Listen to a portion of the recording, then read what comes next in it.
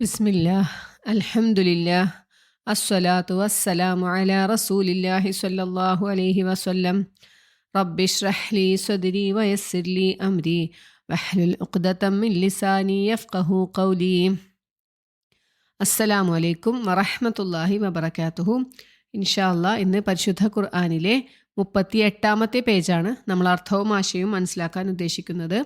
സൂറത്തുൽ ബഖറയിലെ 234 തുടങ്ങി 237 വരെയുള്ള ആയത്തുകളാണ് ഈ പേജിലുള്ളത്. ലാസ്റ്റ് നമ്മൾ പറഞ്ഞ വിഷയം ത്വലാഖ് ആയിരുന്നു. ഈ പേജിൽ ആദ്യത്തെ ആയത്തിൽ അള്ളാഹു പറയണത് ഭർത്താവ് മരിച്ചുപോയ ഒരു സ്ത്രീയുടെ ഇദ്ദയെക്കുറിച്ചും പിന്നെ വിവാഹമോചനത്തിനെ കുറിച്ചുള്ള 1-2 ആയത്തുകളും ഈ പേജിലുണ്ട്. നമുക്ക് നോക്കാം.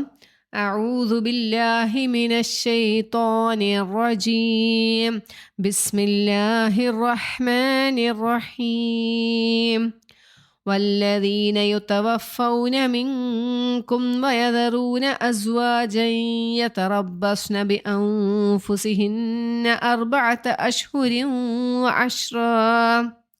ഈ ആയത്തിൽ പറയണത് എന്താണെന്ന് വെച്ചാൽ ഭർത്താവ് മരിച്ച സ്ത്രീകൾ, അതായത് നിങ്ങളിൽ ഒരു കൂട്ടർ മരിച്ചു പോവുകയും നിങ്ങളുടെ ഭാര്യമാരെ വിട്ടേച്ചു പോവുകയും ചെയ്തവർ എന്നാണ് പറയുന്നത്.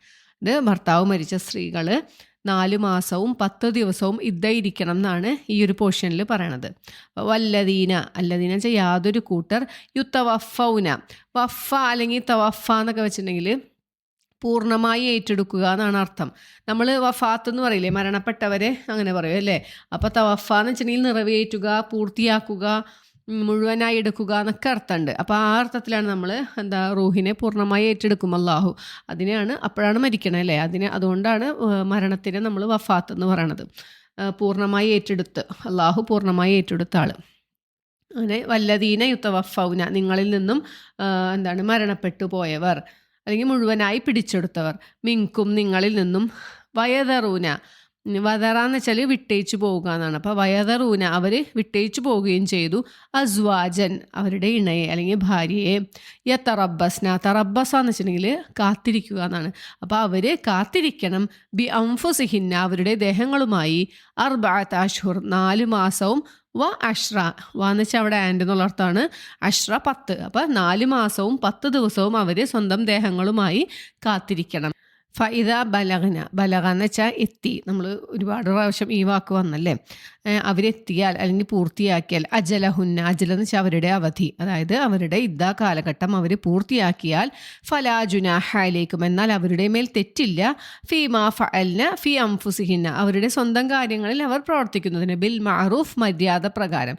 അതായത് ഈ 4 മാസവും 10 ദിവസവും എത്തിക്കഴിഞ്ഞാൽ, അള്ളാഹു പറഞ്ഞ അവധി എത്തിക്കഴിഞ്ഞാൽ അവർക്ക് അവരുടെ കാര്യത്തിൽ മാന്യമായ എന്തൊരു തീരുമാനവും എടുക്കുന്നതിൽ തെറ്റില്ല. അതായത് വേറൊരു വിവാഹം കഴിക്കുന്നതിൽ തെറ്റില്ല.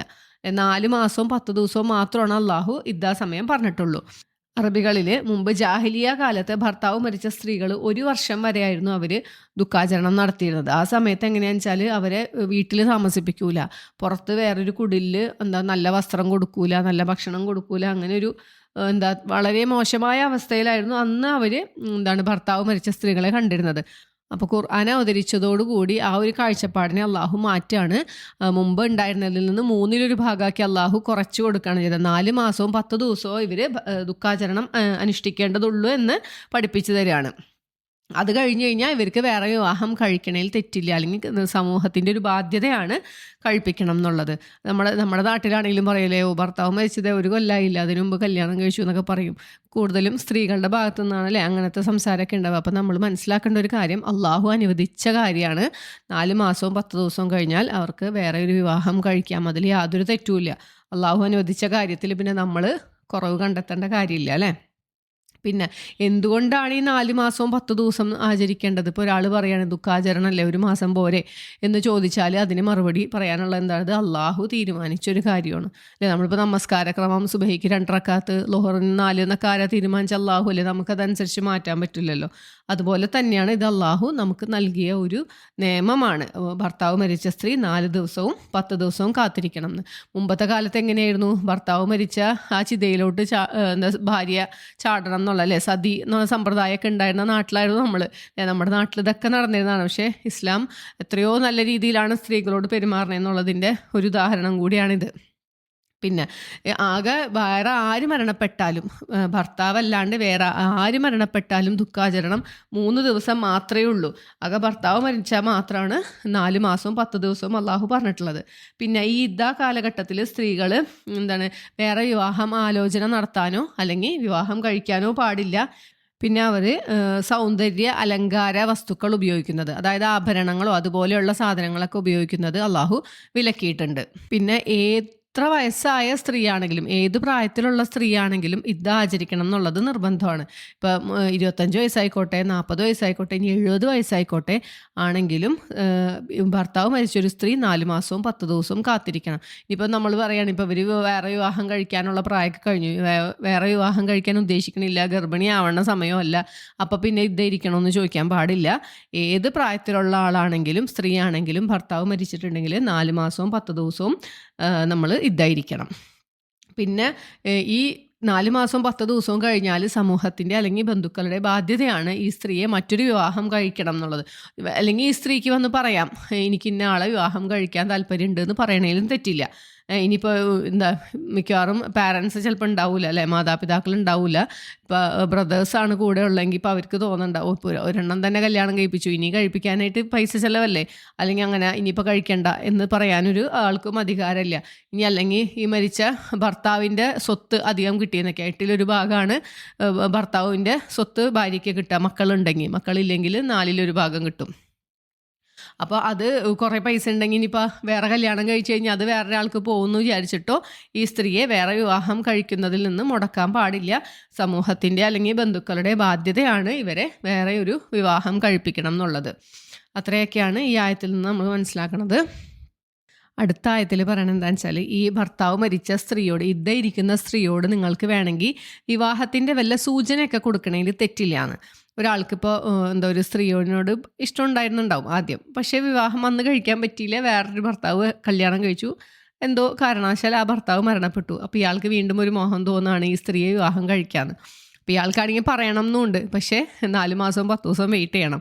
അതിനു മുമ്പ് ഇയാൾക്ക് ഒരു സൂചന കൊടുക്കുക, ഈ സ്ത്രീയോട് സൂചന കൊടുക്കാൻ പറ്റും എന്നാണ് അള്ളാഹു പറഞ്ഞു തരുന്നത്. അപ്പോൾ കാലഘട്ടത്തിൽ അന്യപുരുഷന്മാരോട് സംസാരിക്കാൻ പാടില്ല എന്ന് പറയാൻ പറ്റില്ലല്ലോ. സംസാരിക്കാൻ പറ്റുന്നതുകൊണ്ടാണല്ലോ അള്ളാഹു ഇങ്ങനെ ഒരു നിയമം പറഞ്ഞിരിക്കണത്. അവരോട് ഒരു സൂചന കൊടുക്കുന്നതിൽ തെറ്റില്ല. പക്ഷേ നിങ്ങൾ ഡയറക്റ്റ് പോയിട്ട് കാര്യം പറയരുത്, അല്ലെങ്കിൽ ആരും അറിയാണ്ട് പോയിട്ട് രഹസ്യമായിട്ട് പോയിട്ട് പറയരുത്, ഞാൻ നിന്നെ 4 മാസവും 10 ദിവസവും കൂടി കഴിഞ്ഞ് കഴിഞ്ഞാൽ കല്യാണം കഴിച്ചോളാം എന്ന് പറയാൻ പാടില്ല. അല്ലെങ്കിൽ നേരിട്ട് പോയിട്ടൊരു കല്യാണാലോചന നടത്താനോ, അല്ലെങ്കിൽ ഇപ്പം വിവാഹം അല്ലേ കഴിക്കാൻ പാടില്ല എന്ന് പറഞ്ഞിട്ടുള്ളൂ, എന്നാൽ വിവാഹ നിശ്ചയം നടത്താനോ ഒന്നും പാടില്ല. പക്ഷേ നിങ്ങൾക്ക് അവരോട് ചെറിയ രീതിയിലുള്ള സൂചനകൾ നൽകാം എന്നാണ് അടുത്ത ആയത്തിൽ പറയണത്. നമുക്ക് നോക്കാം. വലാ ജുനാഹ അലൈക്കും, നിങ്ങളുടെ മേൽ തെറ്റില്ല, ഫീമ അറൽത്തും, നിങ്ങൾ സൂചന നൽകുന്നതിൽ, ബിഹി മിൻ ഖിത്ബത്തിൻ നിസാ, വിവാഹാഭ്യർത്ഥനയെക്കുറിച്ച് സ്ത്രീകളോട് നിങ്ങൾക്ക് ഒരു സൂചന നൽകുന്നതിൽ നിങ്ങൾക്ക് തെറ്റില്ല. ഔ അക്നൻതും, അല്ലെങ്കിൽ നിങ്ങൾ ഒളിപ്പിച്ചു വെച്ചു, ഫി അംഫുസിക്കും, നിങ്ങളുടെ ഹൃദയങ്ങളിൽ. നമ്മൾ ഒരാൾ മനസ്സിൽ വിചാരിക്കുകയാണ് 4 മാസം 10 ദിവസം കഴിഞ്ഞാൽ ഇവളെ എനിക്ക് കല്യാണം കഴിക്കാനാണ് ആഗ്രഹമുണ്ട്, ആലോചിക്കാം എന്നൊരാൾ മനസ്സിൽ വിചാരിക്കുന്നതിലും തെറ്റൊന്നുമില്ല എന്നാണ് അള്ളാഹു ഇവിടെ പറഞ്ഞു തരുന്നത്. അലിം അള്ളാഹു, അള്ളാഹുവിനറിയാം, അന്നക്കും, നിങ്ങളാണെന്ന്, അല്ലെങ്കിൽ നിങ്ങളാകുന്നു എന്ന്, സതദ്കുറൂനഹുന്ന, നിങ്ങൾ അവരെ ഓർക്കുന്നുണ്ടെന്നൊക്കെ അള്ളാഹ്ക്ക് അറിയാന്ന്. ഇപ്പോൾ ഒരാൾക്ക് അങ്ങനെ ഒരു ആഗ്രഹം ഉണ്ടെങ്കിൽ നമ്മൾ എന്തായാലും ഓർക്കുമല്ലോ, അപ്പോൾ അത് അള്ളാഹു അറിയുന്നുണ്ട്. വലാക്കിൻ, പക്ഷേ, ലാ തുവാഇദൂഹുന്ന, വാദാന്ന് വെച്ചാൽ എന്താണ്? വാഗ്ദാനം നൽകാന്നാണ്. വാദാന്നാണ് അവിടുത്തെ വേർഡ്. അപ്പം തുവാഇദൂഹുന്ന വെച്ചാൽ നിങ്ങൾ അവരോട് വാഗ്ദാനം നടത്തരുത്. സിറൻ എന്ന് വെച്ചാൽ രഹസ്യമായി, അല്ലേ? നമ്മൾ ഫാത്തിഹ പറഞ്ഞപ്പോൾ പറഞ്ഞ വാക്കാണതല്ലേ സിറുൽ ഖുർആനാണ് ഫാത്തിഹ നമ്മൾ പറഞ്ഞിട്ടുണ്ടായിരുന്നു, അല്ലേ? സിറെന്ന് വെച്ചാൽ രഹസ്യമായിട്ട് നിങ്ങൾ അവരോട് വാഗ്ദാനം നടത്തരുത്. ഇല്ല അൻ തഖൂലു, നിങ്ങൾ പറയുന്നതൊഴികെ, ഖൗലൻ മഅറൂഫ, മര്യാദപ്പെട്ട വല്ല വാക്കും പറയുന്നതൊഴികെ നിങ്ങൾ അവർക്ക് വാഗ്ദാനം ഒന്നും നടത്താൻ പാടില്ല എന്ന്.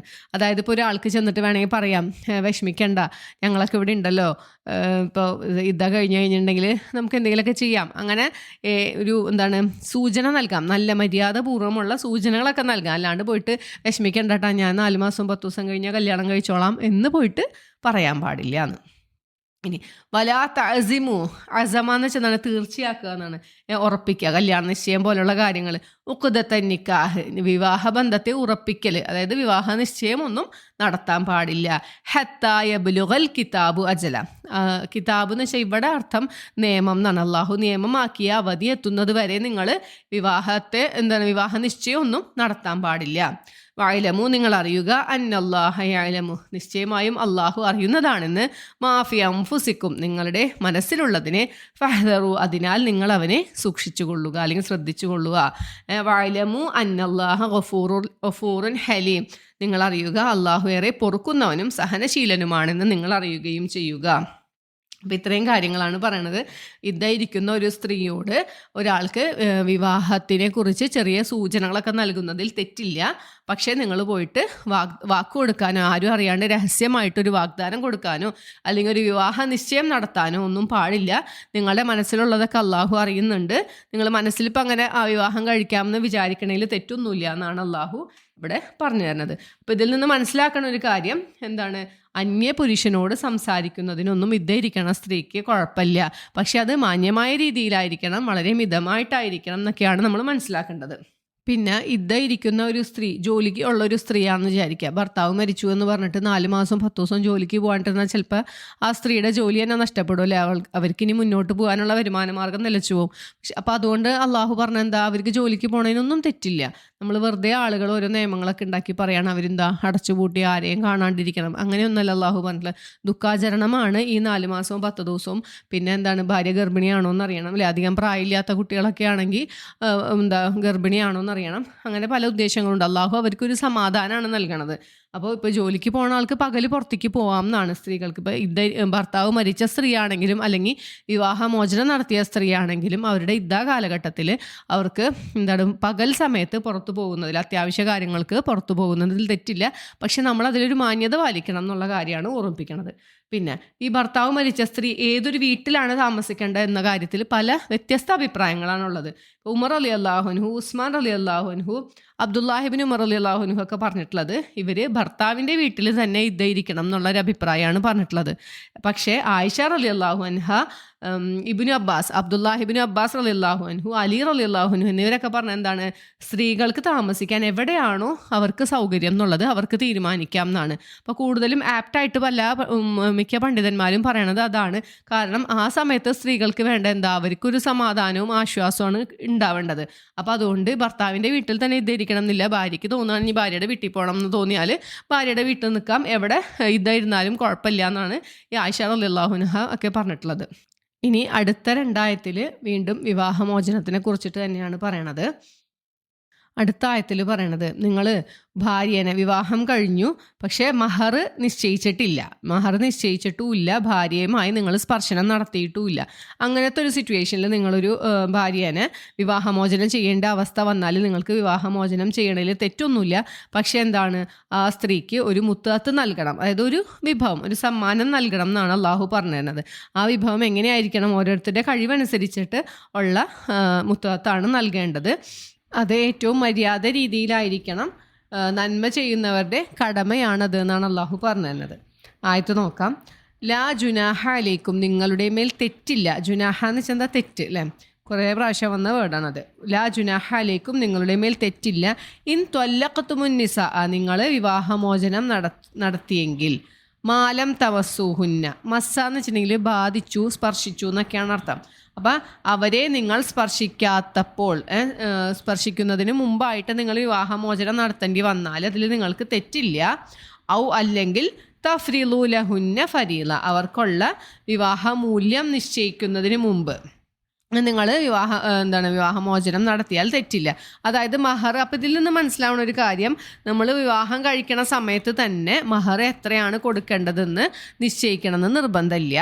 അത് അപ്പം തന്നെ അത് കയ്യിൽ കൊടുക്കണമെന്നും നിർബന്ധമില്ല. അപ്പോൾ വിവാഹം നടക്കണ സമയത്ത് പക്ഷേ മഹർ കൊടുക്കണം എന്നുള്ള നിർബന്ധമാണ്. അത് ആ നിക്കാഹിൻ്റെ ആ സമയത്ത്, ഇപ്പോൾ വധുവിൻ്റെ പിതാവും വരനും തമ്മിൽ കൈ കൊടുത്ത് ആ നിക്കാഹ് നടക്കണ ആ സമയത്ത് തന്നെ മഹർ നിശ്ചയിക്കണം. ഇത്ര ഞാൻ മഹർ തരാമെന്ന് പറയലും അല്ലെങ്കിൽ അപ്പം തന്നെ അത് കൊടുക്കണമെന്ന് നിർബന്ധമില്ല. പക്ഷേ സ്ത്രീക്ക് മഹർ കൊടുക്കണം എന്നുള്ള കാര്യം നിർബന്ധമാണ്. അപ്പോൾ ഇവിടെ പറയണത് എന്താ, നിങ്ങൾ അങ്ങനെ മഹറും നിശ്ചയിച്ചിട്ടില്ല, ആ സ്ത്രീയുമായി സ്പർശനം നടത്തിയിട്ടില്ല. സ്പർശിക്കുക എന്ന് വെച്ചാൽ എന്താണ്? ലൈംഗികമായി ബന്ധപ്പെടുക എന്നാണ് അർത്ഥം. അല്ലാണ്ട് വെറുതെ ഉള്ളൊരു തൊടലല്ല. അത്രയും ചെയ്യാത്തിടത്തോളം സമയത്ത് നിങ്ങൾക്ക് വേണമെങ്കിൽ ഇപ്പം ഇനി ഒരു വിവാഹം നടക്കുകയാണ്, ഇപ്പോൾ 12 മണിക്ക് നിക്കാഹ് നടന്നു, മഹർ എത്ര കൊടുക്കാമെന്ന് നിശ്ചയിച്ചിട്ടില്ല, പറഞ്ഞിട്ടില്ല. വിവാഹം നടന്നു. ആ ഒരു ടൈമിൽ ഈ വധുവിനെ കുറിച്ച് ഈ വരനെ എന്തെങ്കിലും ഒരു വാർത്ത കിട്ടുകയാണ്, എന്തെങ്കിലും നല്ലതല്ലാത്തൊരു വാർത്ത കിട്ടി, അല്ലെങ്കിൽ എന്തോ ഒരു കാരണമായിക്കോട്ടെ, എന്തെങ്കിലും ആ സമയത്ത് ഈ പയ്യന് എന്തെങ്കിലും ഇഷ്ടക്കേട് വന്നു, ആ വിവാഹം ഇനി മുന്നോട്ട് പോകില്ല എന്നൊരു തീരുമാനത്തിലെത്തി. അങ്ങനെ ഒരു വൈകുന്നേരം 5 മണിയാകുമ്പോഴത്തേനും വിവാഹമോചനം നടക്കുക എന്ന് വിചാരിക്കുക. അങ്ങനത്തെ സിറ്റുവേഷനിലൊക്കെ ഉണ്ടാവും അല്ലേ? അപ്പം അങ്ങനെ നടക്കുന്ന ഒരു സിറ്റുവേഷനിൽ അപ്പം എന്താണ്? നിക്കാഹ് കഴിഞ്ഞു, പക്ഷേ മഹർ നിശ്ചയിച്ചിട്ടില്ല, ഈ സ്ത്രീയുമായി ബന്ധപ്പെട്ടിട്ടുമില്ല. അങ്ങനെ ഒരു സമയത്ത് വിവാഹമോചനം നടത്തുന്നതിൽ നിങ്ങൾക്ക് തെറ്റൊന്നുമില്ല എന്നാണ് പറയണത്. പിന്നെന്താ? മത്യൂഹുന, നിങ്ങൾ അവർക്ക് മുത്തത്ത് നൽകണം. മുത്തത്ത് എന്ന് വെച്ചാൽ എന്തെങ്കിലും ഒരു വിഭവം അല്ലെങ്കിൽ സമ്മാനം കൊടുക്കണം. അലൽ മൂസി ഖദർഹു, എന്താണ്? അവൻ്റെ കഴിവനുസരിച്ച്, ഈ വരന് എത്ര കഴിവുണ്ടോ അതിൻ്റെ ഒരു തോതനുസരിച്ചായിരിക്കണം നിങ്ങളത് നൽകേണ്ടത്. അലൽ മുഖത്തിരി ഖദർഹു, ഞെരുക്കമുള്ളവൻ്റെ മേലും അവൻ്റെ കഴിവനുസരിച്ച് തന്നെ മതി. മത്താഅംബിൽ മാറൂഫ്, അത് ഏറ്റവും മര്യാദ രീതിയിലായിരിക്കണം ആ വിഭവം നൽകേണ്ടത്. ഹഖൻ അലൽ മുഹ്സിന്, അത് സുകൃതം ചെയ്യുന്നവരുടെ മേലുള്ള ഒരു കടമയാകുന്നു അത് എന്നാണ് പറഞ്ഞത്. അപ്പോൾ ഇവിടെ എന്തൊരു കാരണം കൊണ്ടായിക്കോട്ടെ, ഇപ്പോൾ ന്യായമായ കാരണമായിക്കോട്ടെ അല്ലെങ്കിൽ അല്ലാത്ത കാരണമായിക്കോട്ടെ, ഈ ത്വലാഖ് നടക്കുന്നത് ഇപ്പോൾ സ്ത്രീയുടെ ഭാഗത്തുള്ള എന്തെങ്കിലും ഒരു തെറ്റുകൊണ്ടാണ് ഈ വിവാഹമോചനം നടക്കുന്നതെങ്കിൽ കൂടിയും ഈ വരൻ വിവാഹമോചനം നടത്തുമ്പോൾ ഈ സ്ത്രീക്ക് എന്തെങ്കിലും ഒരു വിഭവം നൽകണം. എന്തെങ്കിലും വിഭവം എന്ന് വെച്ചാൽ എന്തായാലും ഖുറാനിൽ പറഞ്ഞിട്ടുള്ളല്ലേ, അന്ന് ഒരു 1000 രൂപ കൊടുത്തേക്കാന്നല്ല. അള്ളാഹു അവിടെ വളരെ ക്ലിയർ ആയിട്ട് പറയുന്നുണ്ട്, മൂസി ഖദറഹു എന്നാണ് പറയുന്നത്. അവൻ്റെ കഴിവനുസരിച്ച്, ഇപ്പോൾ ഒരു വിവാഹം കഴിക്കണ പയ്യൻ്റെ സാമ്പത്തിക ശേഷി അനുസരിച്ച് ഉള്ള ഒരു വിഭവം കൊടുക്കണം. അത് മാന്യമായിട്ടായിരിക്കണം കൊടുക്കേണ്ടത്. അത് നന്മ ചെയ്യുന്നവരുടെ മേലുള്ളൊരു കടമയാകുന്നു എന്നാണ് അള്ളാഹു പറഞ്ഞു തരണത്. നമുക്ക് ചിലപ്പോൾ പെട്ടെന്ന് അങ്ങോട്ട് അത് ആക്സെപ്റ്റ് ചെയ്യാനൊരു ബുദ്ധിമുട്ടുണ്ടാവും അല്ലേ? ഇനിയിപ്പോൾ സ്ത്രീയുടെ ഭാഗത്തൊരു മിസ്റ്റേക്ക് കൊണ്ടാണ് വിവാഹമോചനം നടക്കുന്നത്, ന്യായമായ കാര്യം കൊണ്ടാണെങ്കിലും, അപ്പം എന്നിട്ടും നമ്മൾ കൊടുക്കണമെന്ന് ചിന്തിക്കേണ്ട. അള്ളാഹു ഇവിടെ പറഞ്ഞിട്ടുള്ള നിയമമാണത്.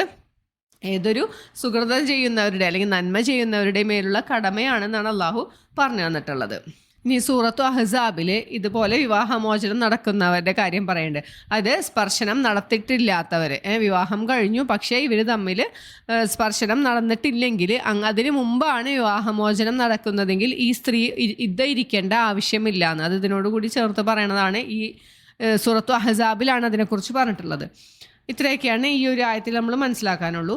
അടുത്ത ആയത്തിൽ പറയണത് എന്താ? ഇനി നിങ്ങൾ വിവാഹം കഴിക്കുകയാണ്, നിങ്ങൾ മഹർ നിശ്ചയിച്ചു, പക്ഷേ നിങ്ങൾ സ്ത്രീയുമായി സ്പർശനം നടത്തിയിട്ടില്ല. അങ്ങനത്തെ ഒരു സിറ്റുവേഷൻ വരികയാണെങ്കിൽ നിങ്ങൾ എന്ത് കൊടുക്കണം? ആ സ്ത്രീക്ക് നിങ്ങൾ എത്രയാണോ മഹർ നിശ്ചയിച്ചത് അതിൻ്റെ പകുതി ആ സ്ത്രീക്ക് കൊടുക്കണം എന്നുള്ളതാണ് അള്ളാഹു നമുക്ക് പറഞ്ഞു തരുന്നത്. വഇൻ ത്വല്ലഖ്തുമൂഹുന്ന, നിങ്ങൾ അവരെ ത്വലാഖ് ചെയ്തുവെങ്കിൽ, മിൻ കബലി എന്ന് വെച്ചാൽ മുമ്പായിട്ട്, അൻ തമസ്സൂഹുന്ന, നിങ്ങൾ അവരെ സ്പർശിക്കുന്നതിന് മുമ്പായി നിങ്ങൾ അവരെ ത്വലാഖ് ചെയ്തുവെങ്കിൽ, വഖദ് ഫറൽതും ലഹുന്ന, നിങ്ങൾ അവർക്ക് നിശ്ചയിച്ചിട്ടുണ്ട്, വിവാഹമൂല്യം നിശ്ചയിച്ചു, ഫരീളത്തൻ, ഒരു നിർണയം, എത്രയാണ് നിങ്ങൾ മഹർ കൊടുക്കണമെന്നുണ്ടെങ്കിൽ നിങ്ങളത് തീരുമാനിച്ചിട്ടുണ്ടെങ്കിൽ എന്താണ്? നിസ്ഫ് എന്ന് വെച്ചാൽ പകുതി എന്നാണ് അർത്ഥം. എന്നാൽ പകുതിയാണ് മാ ഫറൽത്തും, നിങ്ങൾ നിശ്ചയിച്ചതിൻ്റെ, നിങ്ങൾ നിശ്ചയിച്ചതിൻ്റെ പകുതി ആ സ്ത്രീക്ക് കൊടുക്കണം. ഇല്ല അയ്യഫൂന, അവർ മാപ്പാക്കിയാലല്ലാതെ. എന്നുവെച്ചാൽ എന്താണ്? ഇപ്പം സ്ത്രീ പറയാണ്, ഇപ്പോൾ ഒരു 10 പവനാണ് മഹറായിട്ട് നിശ്ചയിച്ചത്. അപ്പോൾ ഈ പുരുഷൻ എന്ത് ചെയ്യണം? 5 പവൻ ആ സ്ത്രീക്ക് കൊടുക്കണം. ഇനിയിപ്പോൾ ആ സ്ത്രീ പറയാണ് എനിക്ക് വേണ്ട, നിങ്ങളുടെ ഒന്നും വേണ്ട എന്ന് പറഞ്ഞ് തിരിച്ചു കൊടുക്കുകയാണെങ്കിൽ ഇയാൾക്ക് കൊടുക്കണ്ട. അതാണ് ഈ മാപ്പാക്കിയാലല്ലാതെ എന്ന് പറഞ്ഞത്. അപ്പോൾ ആ സ്ത്രീ പറഞ്ഞു, അല്ലെങ്കിൽ സ്ത്രീയുടെ വീട്ടുകാർ പറയാണ് ഞങ്ങൾക്കൊന്നും വേണ്ട എന്ന് പറഞ്ഞാൽ ഈ പുരുഷന് കൊടുക്കണം നിർബന്ധമില്ല.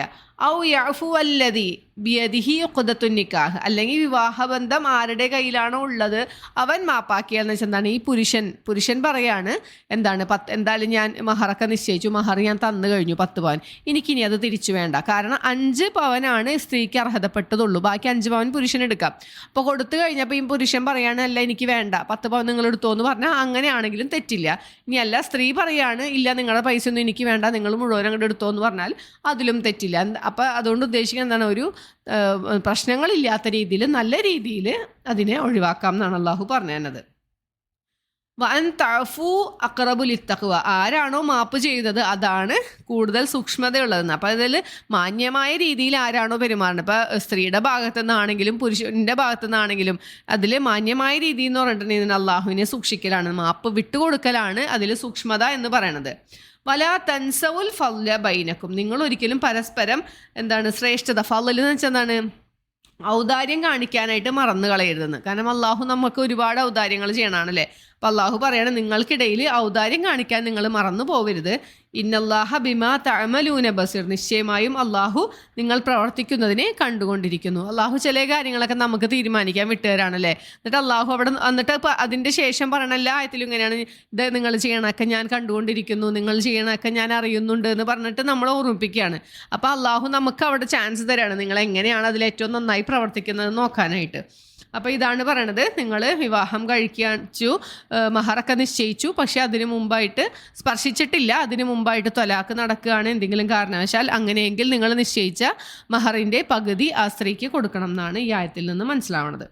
അപ്പോൾ ഇത്രയേ ഉള്ളൂ ഈ ഒരു പേജിൽ. അപ്പോൾ നോക്കാം, ആദ്യത്തെ ആയത്തിൽ പറഞ്ഞ എന്തായിരുന്നു, ഭർത്താവ് മരിച്ച സ്ത്രീകളുടെ ഇദ്ദ എന്ന് പറയുന്നത് 4 മാസവും 10 ദിവസമാണ്. അവർക്ക് ആ അവധി എത്തിക്കഴിഞ്ഞാൽ, അവളുടെ ആ ഇദ്ദ കാലഘട്ടം പൂർത്തിയാക്കി കഴിഞ്ഞാൽ മര്യാദപൂർവ്വം അവളുടെ കാര്യത്തിൽ എന്ത് വേണമെങ്കിലും തീരുമാനിക്കാം. വേണമെങ്കിൽ അടുത്ത വിവാഹം കഴിക്കണതിൽ തെറ്റില്ല. 4 മാസവും 10 ദിവസവും കഴിഞ്ഞ് 11ാമത്തെ ദിവസം വേറൊരു വിവാഹം ആലോചിക്കുന്നതിനോ ഒന്നും തെറ്റില്ല എന്നാണ് അള്ളാഹു പറയണത്. പിന്നെ പറഞ്ഞ എന്താണ്, ഇനി ഈ ഒരു ഇദ്ദ കാലഘട്ടത്തിൽ ഈ സ്ത്രീയോട് നിങ്ങൾക്ക് എന്താണ് സൂചന നൽകുക, വിവാഹത്തിനെ കുറിച്ചിട്ടുള്ള സൂചന നൽകുന്നതിലും തെറ്റില്ല. അല്ലെങ്കിൽ നിങ്ങൾ മനസ്സിൽ വിചാരിക്കുകയാണ്, ഇത് കഴിഞ്ഞാൽ ഒരു പുരുഷനെ വിചാരിക്കുകയാണ് ഈ ഇദ്ദ കാലഘട്ടം കഴിഞ്ഞാൽ അവളെ എനിക്ക് വിവാഹം കഴിക്കാൻ താല്പര്യമുണ്ട്, അല്ലെങ്കിൽ വിവാഹം ആലോചിക്കാമെന്നൊരാൾ മനസ്സിൽ വെക്കണേലും തെറ്റില്ല. നിങ്ങൾ മനസ്സിൽ വിചാരിക്കണൊക്കെ അള്ളാഹു അറിയുന്നുണ്ട് എന്ന് പറഞ്ഞു. പിന്നെ പറഞ്ഞു നിങ്ങൾ രഹസ്യമായിട്ട് പോയിട്ട് അവിടെ പോയി വാക്കൊന്നും കൊടുക്കാൻ പാടില്ല പെണ്ണിന്, അല്ലെങ്കിൽ പോയി ഡയറക്റ്റ്ലി പോയി പറയാനും പാടില്ല. ഈ 4 മാസം 10 ദിവസം കഴിഞ്ഞാൽ ഞാൻ നിന്നെ കല്യാണം കഴിച്ചോളാം അങ്ങനെ ഡയറക്റ്റ്ലി പറയാനും പാടില്ല. വിവാഹ നിശ്ചയം നടത്താനും പാടില്ല. നിങ്ങൾക്ക് ചെറിയ സൂചന കൊടുക്കാം, ആ സ്ത്രീക്ക് ഒരു ആശ്വാസം എന്ന നിലയിൽ എന്തെങ്കിലും ഒരു സൂചന കൊടുക്കണേലൊന്നും കുഴപ്പമില്ല. പക്ഷേ ഇതിൻ്റെ ഇടയിൽ വേറെ വിവാഹം ആലോചിക്കാനോ നിശ്ചയം നടത്താനോ ഒന്നും പാടില്ല. നിങ്ങൾ അള്ളാഹുവിനെ സൂക്ഷിക്കണം എന്ന് പറഞ്ഞു. അപ്പോഴും അള്ളാഹു പറഞ്ഞു, നിങ്ങൾ അറിഞ്ഞോ അള്ളാഹു ഏറെ പൊറുക്കുന്നവനാണ്, സഹനശീലനാണ് എന്ന് അള്ളാഹു നമുക്ക് പറഞ്ഞു തന്നു. പിന്നെ പറഞ്ഞത് ത്വലാഖിനെ സംബന്ധിച്ചായിരുന്നു. നിങ്ങൾ ഒരു വിവാഹം നടത്തു, നിക്കാഹ് നടന്നു, പക്ഷേ മഹർ നിശ്ചയിച്ചിട്ടില്ല, ആ സ്ത്രീയുമായി സ്പർശനം നടത്തിയിട്ടില്ല. അങ്ങനെ ഒരു കേസാണെങ്കിൽ എന്താണ്, നിങ്ങൾ എന്തെങ്കിലും ഒരു സമ്മാനം ഈ സ്ത്രീക്ക് കൊടുക്കണം. വെറുതെ അങ്ങോട്ട് പോകരുത്. സ്ത്രീയുടെ ഭാഗത്താണ് തെറ്റെങ്കിൽ കൂടിയും നിങ്ങൾ പുരുഷൻ്റെ ഭാഗത്ത് നിന്ന് എന്തെങ്കിലും ഒരു സമ്മാനം സ്ത്രീക്ക് കൊടുക്കണം. മുത്തത്ത് അതെങ്ങനെ കൊടുക്കണം, വെറുതെ എന്തെങ്കിലും കൊടുത്താൽ പോരാ. നിങ്ങളുടെ കഴിവനുസരിച്ച്, നിങ്ങളുടെ മാന്യമായ രീതിയിൽ, നിങ്ങളുടെ സാമ്പത്തിക ശേഷി അനുസരിച്ച് നിങ്ങൾ കൊടുക്കണം എന്നാണ് പറഞ്ഞു തന്നത്. അടുത്ത ആയത്തിൽ പറഞ്ഞത്, ഇനി നിങ്ങൾ ത്വലാഖ് നടത്തുകയാണ്, നിങ്ങൾ സ്ത്രീയുമായി സ്പർശനം നടത്തിയിട്ടില്ല, പക്ഷേ മഹർ നിശ്ചയിച്ചിട്ടുണ്ട്. മഹർ നിശ്ചയിച്ചു കഴിഞ്ഞാൽ നിർബന്ധമായും ആ മഹറിൻ്റെ പകുതി ആ സ്ത്രീക്ക് അവകാശപ്പെട്ടതാണ്. നിങ്ങൾ അവിടെ ത്വലാഖ് നടത്തുകയാണ്, എന്തൊരു കാരണമായിക്കോട്ടെ, ന്യായമായിക്കോട്ടെ ന്യായമല്ലാത്തതായിക്കോട്ടെ, നിങ്ങൾ ത്വലാഖ് നടത്തുകയാണെങ്കിൽ ആ വിവാഹ മൂല്യം നിശ്ചയിച്ചതിൻ്റെ പകുതി ആ സ്ത്രീക്ക് കൊടുക്കണം എന്നാണ് നിയമം. ഇനി ആ സ്ത്രീ പറയുകയാണ് എനിക്കൊന്നും വേണ്ട, നിങ്ങൾ എടുത്തോ എന്ന് പറഞ്ഞാൽ ഈ പുരുഷൻ എടുക്കാം. ഇനി അല്ല, പുരുഷൻ പറയാണ് പകുതിയല്ല മുഴുവനും മഹർ നീ എടുത്തോ എന്ന് പറഞ്ഞ് ആ സ്ത്രീക്ക് കൊടുത്താൽ അതിലും കുഴപ്പമില്ല. വിട്ടുവീഴ്ച ചെയ്യലാണ് സൂക്ഷ്മതയുള്ളവർക്ക് ഏറ്റവും ഉത്തമമായിട്ടുള്ളതെന്ന് അള്ളാഹു പറഞ്ഞു തന്നു. നിങ്ങൾ പരസ്പരം എന്താണ് ഫളൽ കാണിക്കാൻ മറന്നു പോകരുത് എന്നാണ് അള്ളാഹു പറഞ്ഞു തന്നത്. നിങ്ങൾ പ്രവർത്തിക്കുന്നതിനെക്കുറിച്ചൊക്കെ ഞാൻ കണ്ടുകൊണ്ടിരിക്കുന്നുണ്ട് എന്ന് അള്ളാഹു ഇവിടെ പറഞ്ഞു. ഇവിടെ നമ്മൾ ഓർക്കേണ്ട ഒരു കാര്യം, വിവാഹം നടക്കണ സമയത്ത്, അതായത് ആ നിക്കാഹ് നടക്കണ സമയത്ത് തന്നെ മഹറിൻ്റെ സംഖ്യ നിർണ്ണയിക്കണം എന്ന് നിർബന്ധമില്ല. അത് പിന്നീട് നിശ്ചയിച്ചാലും മതിയാവും. പക്ഷേ മഹർ കൊടുക്കണം എന്നുള്ള കാര്യം നിർബന്ധമാണ്. ഈ നിക്കാഹ് നടക്കണ സമയത്ത് തന്നെ മഹർ ഇത്ര സംഖ്യ അല്ലെങ്കിൽ ഇത്ര രൂപ ഞാൻ തരാം, അല്ലെങ്കിൽ ഇത്ര പവൻ സ്വർണം തരാം എന്ന് പറയലോ കൊടുക്കലോ നിർബന്ധമില്ല എന്നുള്ളൊരു കാര്യം നമ്മൾ മനസ്സിലാക്കണം. പിന്നെ സ്ത്രീധനം എന്നുള്ള കാര്യം വിരോധിച്ചിട്ടുള്ളതാണ്. ഒരു പുരുഷനും ഇത്ര വേണം, ഇത്ര സ്വർണം തന്നാലോ അല്ലെങ്കിൽ ഇത്ര ധനം തന്നാലോ ഞാൻ ഈ ഒരു സ്ത്രീയെ വിവാഹം കഴിക്കുകയുള്ളൂ എന്ന് പറഞ്ഞ് ചോദിച്ചുകൊണ്ട് സ്ത്രീധനം വാങ്ങിക്കൽ വിരോധിക്കപ്പെട്ടിട്ടുള്ളൊരു കാര്യമാണ്. പക്ഷേ കുറച്ച് സാമ്പത്തിക ശേഷിയുള്ള ഒരു വധുവിൻ്റെ കുടുംബമാണെങ്കിൽ ഇപ്പോൾ ആ പിതാവ് ഈ കുട്ടിക്ക് എന്തെങ്കിലും സന്തോഷപൂർവ്വം കൊടുത്തിട്ടുണ്ടെങ്കിൽ അത് വാങ്ങിക്കണേൽ തെറ്റില്ല, അതൊരിക്കലും ഹറാമല്ല. ഇപ്പോൾ അലി റളിയല്ലാഹു അൻഹുവിന് ഫാത്തിമ റളിയല്ലാഹു അൻഹയെ നബി സല്ലല്ലാഹു അലൈഹി വസല്ലമ വിവാഹം കഴിച്ചു കൊടുത്തപ്പോൾ കുറച്ച് പാത്രങ്ങൾ, പുതപ്പ്, അങ്ങനെ കുറച്ച് സാധനങ്ങളൊക്കെ കൊടുത്തിട്ടുണ്ട് എന്നാണ് ഹദീസിൽ നിന്ന് മനസ്സിലാവുന്നത്. അലി റളിയല്ലാഹു അൻഹുവിന് എന്താണ് ആ സമയത്ത് സാമ്പത്തികമായി വളരെ ഒന്നുമില്ലാത്ത സമയമായിരുന്നു. കാരണം അങ്ങനെ ഒരു ഭക്ഷണത്തിന് പോലും ബുദ്ധിമുട്ടുന്ന ഒരു സമയമായിരുന്നു. അങ്ങനെ ഇരിക്കുമ്പോഴാണ് നബി സല്ലല്ലാഹു അലൈഹി വസല്ലമ ഖദീജ റളിയല്ലാഹു അൻഹയെ വിവാഹം കഴിച്ച് കുറച്ച് സാമ്പത്തിക ശേഷിയൊക്കെ വന്നപ്പോഴാണ് അലി റളിയല്ലാഹു അൻഹുവിനെ ഇങ്ങോട്ട് കൊണ്ടുവന്നത്. കാരണം അത്രയും കാലം നബി സല്ലല്ലാഹു അലൈഹി വസല്ലമയെ നോക്കി വളർത്തിയ ആളാണ് അബൂ ത്വാലിബ് അല്ലെ. അബൂ ത്വാലിബിന്റെ മകനാണ് അലി റളിയല്ലാഹു അൻഹു. അപ്പോൾ ആ ഒരു എന്നിട്ട് ഈ അലി റളിയല്ലാഹു അൻഹുവിനാണ്, മൂത്താപ്പാടെ മോനാണ്, മകളായ ഫാത്തിമ റളിയല്ലാഹു അൻഹയെ വിവാഹം കഴിച്ചു കൊടുക്കണത്. അപ്പോൾ ആ സമയത്ത് ഇങ്ങനെ കുറച്ച് സമ്മാനങ്ങളൊക്കെ കൊടുത്തിട്ടുണ്ടായിരുന്നു എന്ന് ഉണ്ട്. പക്ഷേ ഉസ്മാൻ റളിയല്ലാഹു അൻഹു നബി സല്ലല്ലാഹു അലൈഹി വസല്ലമയുടെ 2 മക്കളെ കല്യാണം കഴിച്ചിട്ടുണ്ടല്ലേ. പക്ഷേ ഉസ്മാൻ റളിയല്ലാഹു അൻഹു സാമ്പത്തികമായി വലിയ തിരക്കില്ലാത്തൊരു സന്ദർഭമായിരുന്നു. അപ്പോൾ അദ്ദേഹത്തിന് ഈ മക്കളെ വിവാഹം കഴിച്ചു കൊടുത്തപ്പോൾ 2 വിവാഹത്തിലും നബി സല്ലല്ലാഹു അലൈഹി വസല്ലമ ഒന്നും കൊടുത്തിട്ടും ഉണ്ടായിരുന്നില്ല. അപ്പോൾ ഈ ചോദിച്ചു വാങ്ങിക്കണ ഒരു സമ്പ്രദായം വളരെ തെറ്റാണ്. ഇസ്ലാം ഒരിക്കലും അത് അനുവദിച്ചിട്ടില്ല എന്നുള്ള കാര്യം മനസ്സിലാക്കുക. അപ്പോൾ ഇത്രയൊക്കെ ഉള്ളൂ ഈ ഒരു വിഷയത്തിൽ പറയാനുള്ളത്. അപ്പോൾ നമുക്കിവിടെ നിർത്താം. ഇൻഷാ അല്ലാഹ് അടുത്ത പേജ് അടുത്തൊരു ഓഡിയോയിൽ കാണാം. സുബ്ഹാനക അല്ലാഹുമ്മ വബിഹംദിക അഷ്ഹദു അൻ ലാ ഇലാഹ ഇല്ലാ അൻത അസ്തഗ്ഫിറുക വഅതൂബു ഇലൈക്. അസ്സലാമു അലൈക്കും വറഹ്മത്തുള്ളാഹി വബറകാതുഹു.